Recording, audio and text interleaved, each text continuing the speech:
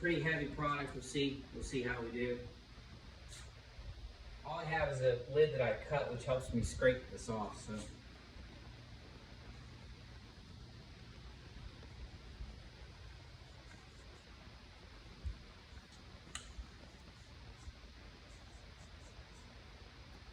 Taking a little while to get up there. But that's pretty common at the first draw. You can see it kind of creeping up there. Okay.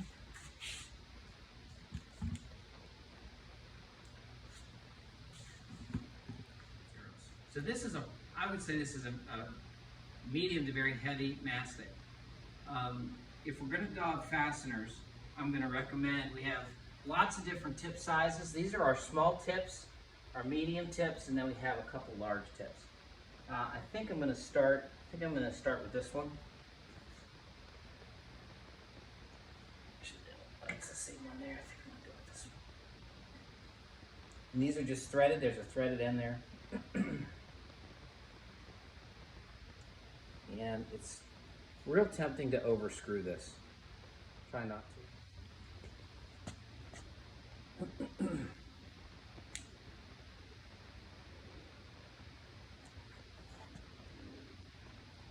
I like this a lot.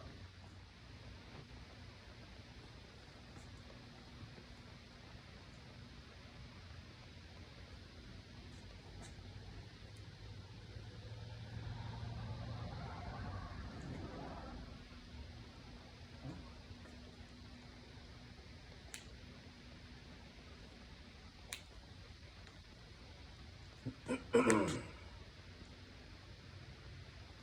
just putting just a tiny little pressure, and it's almost coming back at me. And I'm just nice clean little dollops here. Happy little dollops. Okay, so that's that tip. Let's switch tips just for the sake of. So that actually wasn't so bad in terms of pushing down. I like that. I might save that for later. Let's go to this. This is our small tip.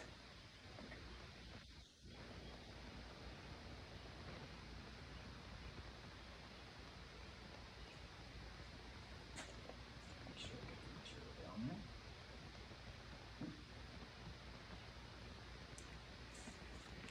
This is our smallest small tip.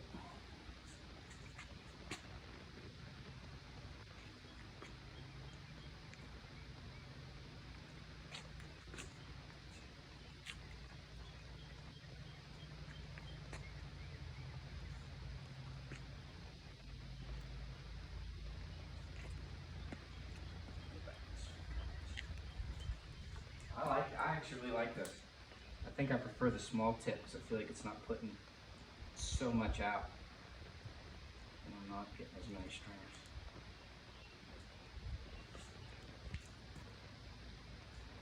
Let's see if I can show you how fast you can really rock and roll here.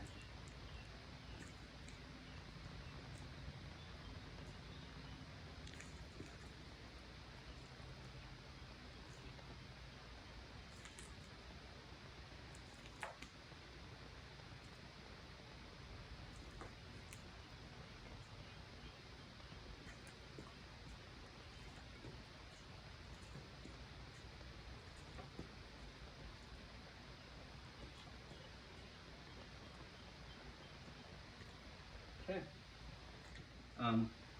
One of the nice things when you're doing fasteners and you're taking the tip out to draw, this tip stays relatively clean.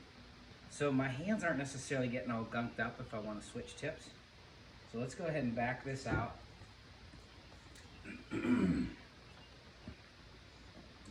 go ahead here.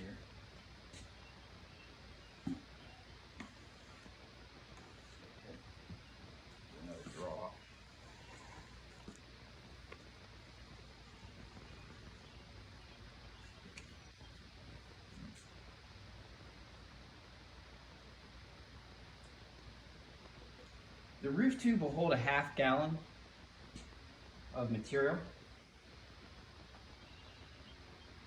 Okay. And that becomes really nice More so with when you're addressing field seams. So for the sake of this, let's pretend now we're on say we've got a mod bit roof that has seams every 3 feet. This is our largemouth seam sealer tip. You can see how big that is. And again, all these tips are interchangeable.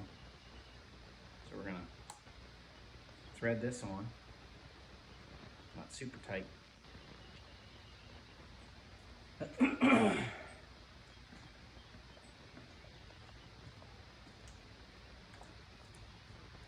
And there is a technique here to this.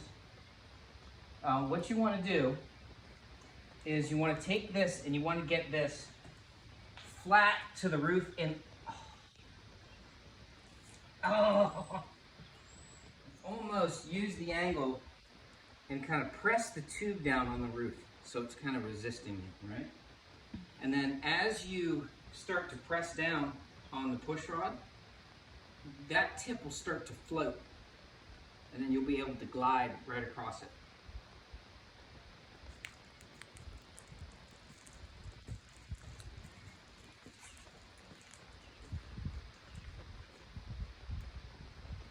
Now, a really good salesman would have already pre-researched what Hy-Kote's spec is, lineal, but I didn't do that. So I'll look that up. But this will hold a half gallon. So if you're, a lot of manufacturers' specs are somewhere around 75 feet per gallon at like 6 inch or something like that. So this is going to hold a half gallon. So, you know, you'd be trying to tell your guys, hey, about every 30 feet per tube. If you're embedding some kind of a fabric, one method that we've started to do is we'll go in like a serpentine like this. And this, I wish you could feel just how easy this is. Now, I mean, obviously this is my tool, so I've been working with it, but I'm not really having to grind down. It's comfortable. I'm going fairly fast. And what we'll do is we'll extrude it, and then we'll have a guy come with just a brush that he can get at Lowe's, a little 8-inch stiff brush, and he'll just push it right along. And then you'll embed your fabric right in there, and then you'll come back again with this and do the top coat, and it just works really, really smoothly. Okay. Another draw. Now, when I'm doing seams like this, I'm going to be back to the bucket a lot more often. So it's best if your tip situation is one that you can actually draw through the tip rather than have to take the tip off. So we're going to do that here. It's going to get a little messy on the end, but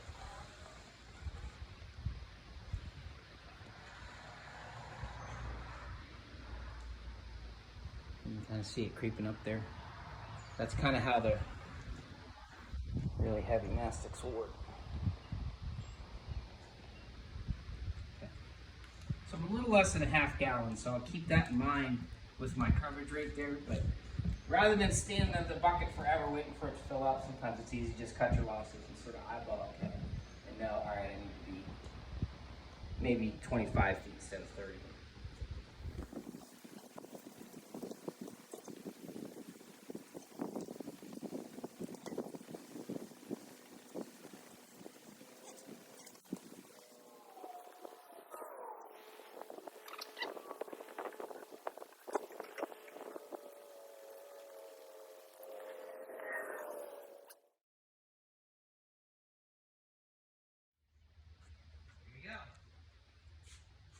Except I misspelled. Did I spell Sav'r right?